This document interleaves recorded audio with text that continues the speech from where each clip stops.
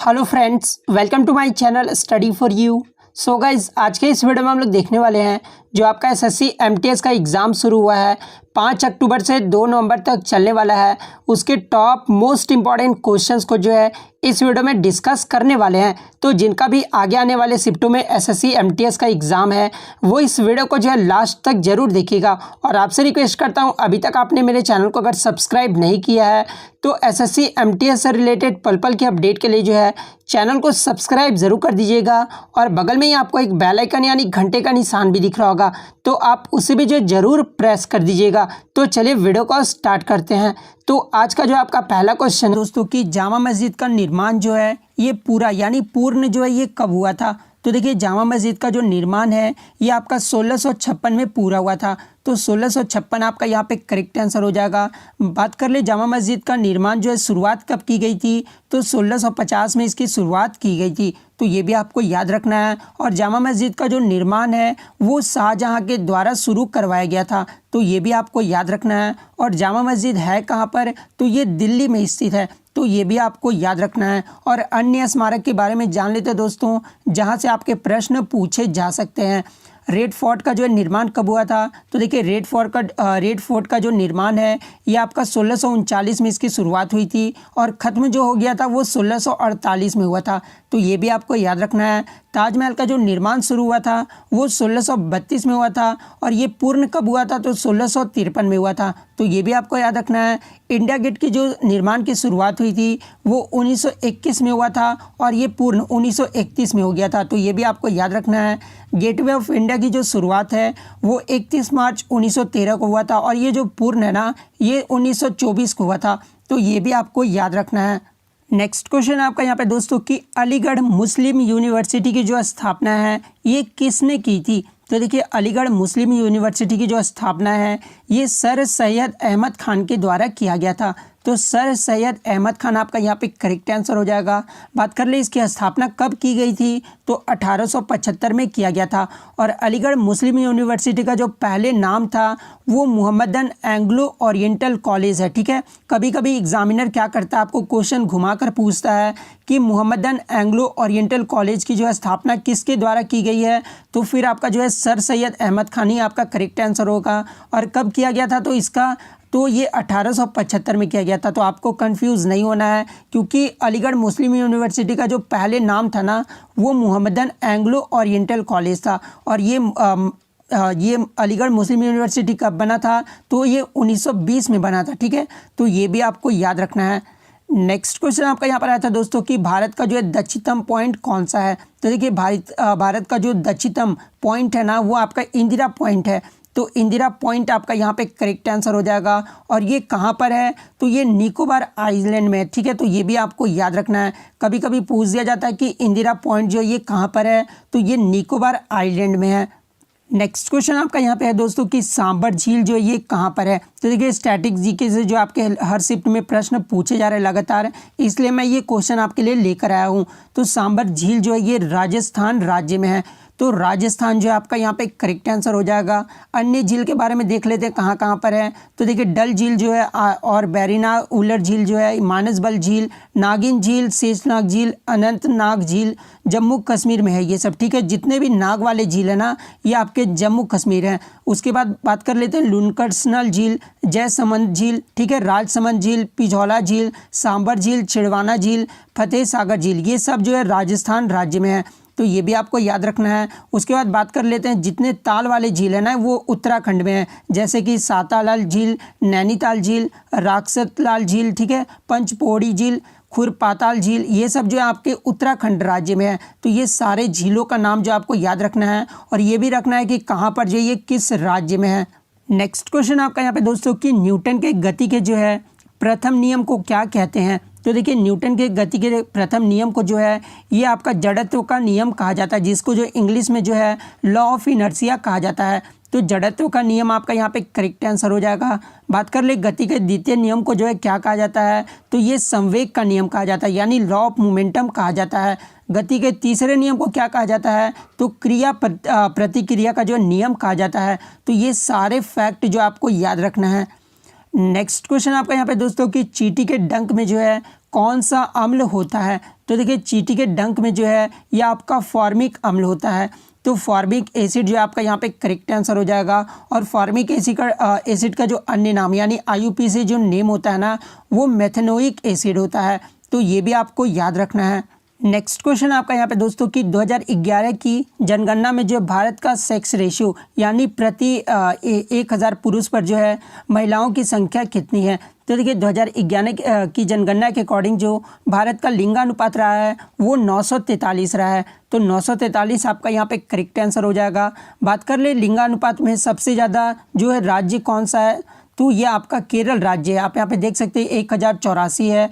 और बात कर ले यूटी में कौन है? तो पुडुचेरी है। ठीक है, यहाँ पे जो 1037 लिंगानुपात है। तो ये भी आपको याद रखना है। बात कर ले सबसे कम लिंगानुपात वाला राज्य कौन सा है? तो ये भी आपको याद रखना है कि सबसे कम लिंगानुपात वाला जो राज्य है ना वो हरियाणा, यहाँ पे 879 है। ठीक है, और यूटी की बात कर ले तो दमन एंड दीव है। ठीक है, तो यहाँ पे जो है 618 है। तो ये भी आपको याद रखना है। और ये कभी कभी एग्जाम में क्वेश्चंस पूछा जाता है दोस्तों कि 2001 में जो है आपका लिंगानुपात कितना रहा था? ठीक है, तो 2001 में जो लिंगानुपात रहा था ना वो 933 रहा था। तो ये भी आपको याद रखना है। सॉरी, यहाँ पे 2001 होगा। ठीक है, 2001 में जो लिंगानुपात भारत का रहा था वो 933 रहा था। और TCS द्वारा एक क्वेश्चन यहाँ से और भी पूछा जाता है दोस्तों कि 2001 से जो है लेकर 2011 तक कितने लिंगानुपात की जो वृद्धि हुई है? तो देखिए 2001 में जो 933 था। ठीक है, और 2011 में जो आपका 943 रहा है। तो 10 की जो है वृद्धि हुई है। तो ये भी आपको याद रखना है।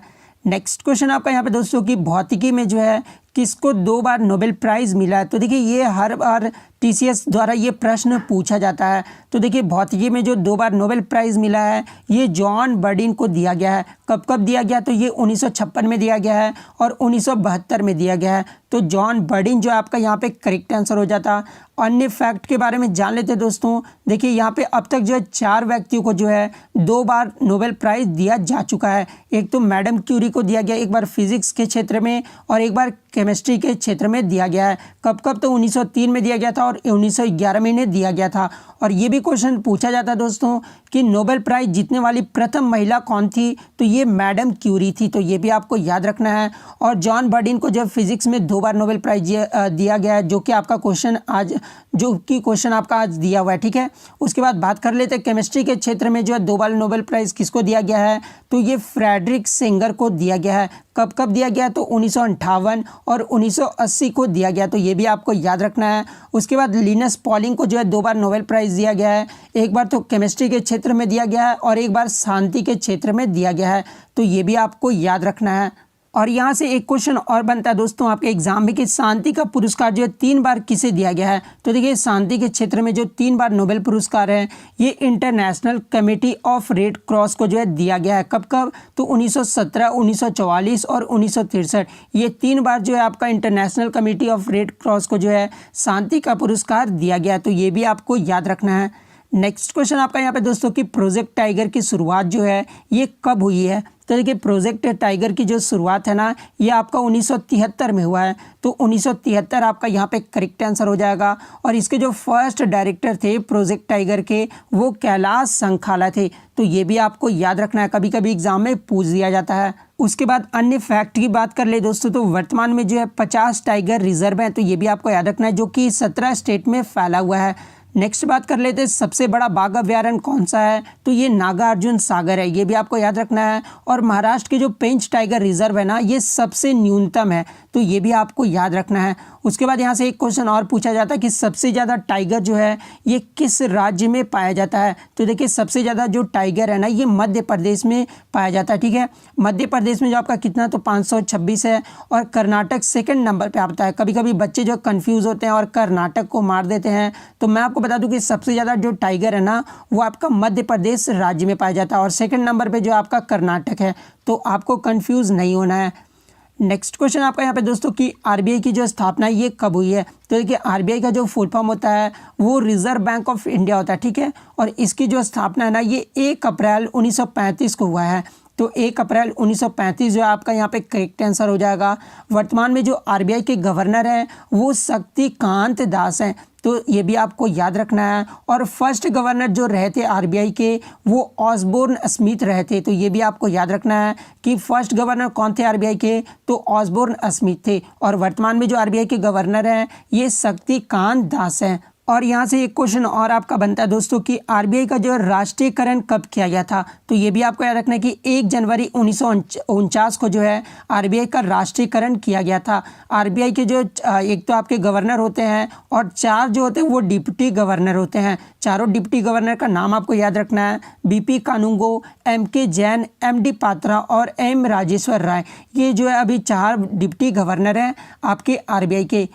नेक्स्ट क्वेश्चन आपका यहाँ पे दोस्तों कि बुलंद दरवाज़ा को जो है अकबर ने किस विजय के बाद बनाया था, तो देखिए ये जो बुलंद दरवाज़ा है ये फतेहपुर सीकरी में, ठीक है। और इसे जो अकबर द्वारा गुजरात पर विजय प्राप्त करने की स्मृति में जो है ये डोर ऑफ विक्ट्री यानी बुलंद दरवाज़ा का जो है निर्माण करवाया गया था। कब किया गया था, तो 1602 ईस्वी में, तो ये भी आपको याद रखना। नेक्स्ट क्वेश्चन आपका यहाँ पर है कि भारत का प्रथम हाईकोर्ट कौन सा है, तो देखिए भारत का जो प्रथम हाईकोर्ट है ना ये कलकत्ता हाईकोर्ट था, तो कलकत्ता हाईकोर्ट आपका यहाँ पे करेक्ट हो जाएगा। बात कर ले कलकत्ता हाईकोर्ट की स्थापना एग्जाम में पूछा जाता है, तो इसकी जो स्थापना है ना ये 1 जुलाई 1862 को हुआ था। और इसका अधिकार क्षेत्र कहाँ से कहाँ तक है, तो कलकत्ता हाईकोर्ट की जो अधिकार क्षेत्र है ना ये पश्चिम बंगाल एवं अंडमान निकोबार द्वीप तक है, तो ये फैक्ट भी आपको ध्यान में रखना है। कलकत्ता हाईकोर्ट का पूर्व नाम यानी पुराना नाम कौन सा है, तो the high court of judicature at fort William है, तो ये फैक्ट भी आपको ध्यान में रखना है। और वर्तमान में भारत में जो कितने हाई कोर्ट हैं,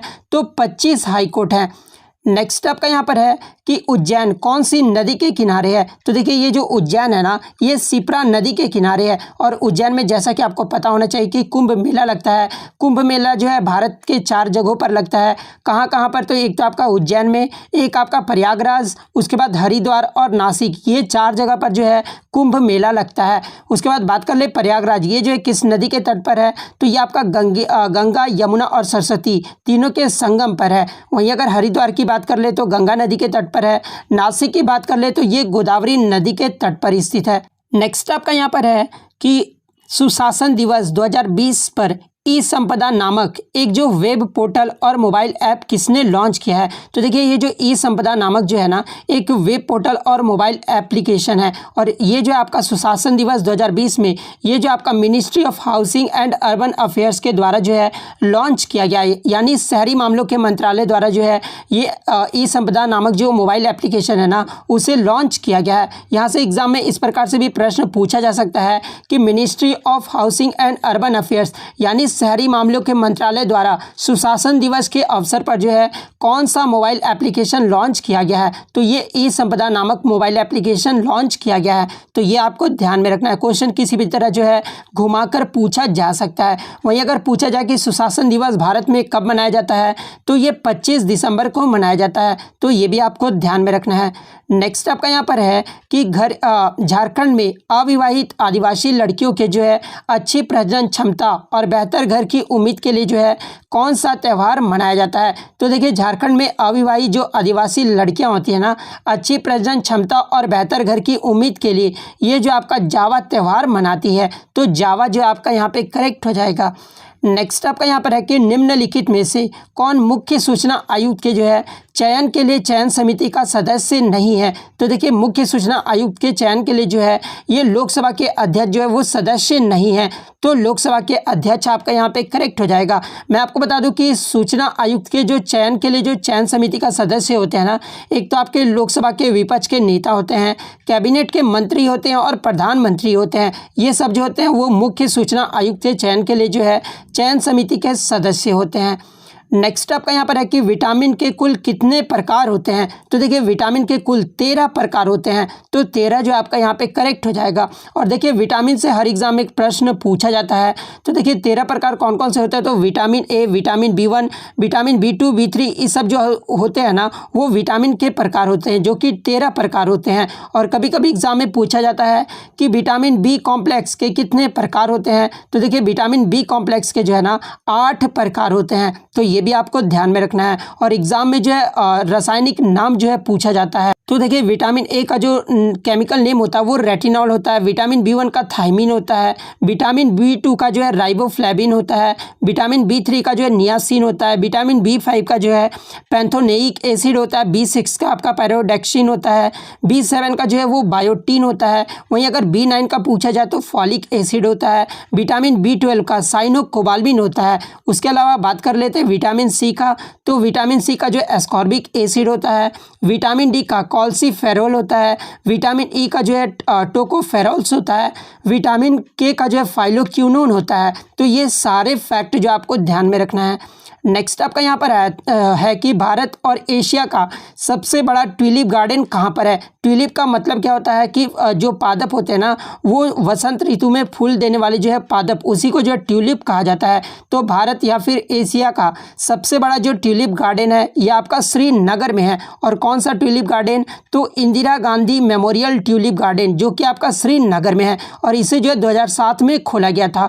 तो श्रीनगर आपका यहाँ पे करेक्ट हो जाएगा। नेक्स्ट आपका यहाँ पर है कि फाइड ऑनलाइन चेस ओलंपियाड 2020 का खिताब संयुक्त रूप से जो है किन दो देशों ने जो है जीता है। तो देखिए जो आपका 2020 का फाइड ऑनलाइन चेस जो ओलंपियाड हुआ था ना, ये संयुक्त रूप से भारत और रूस देश ने जीता है।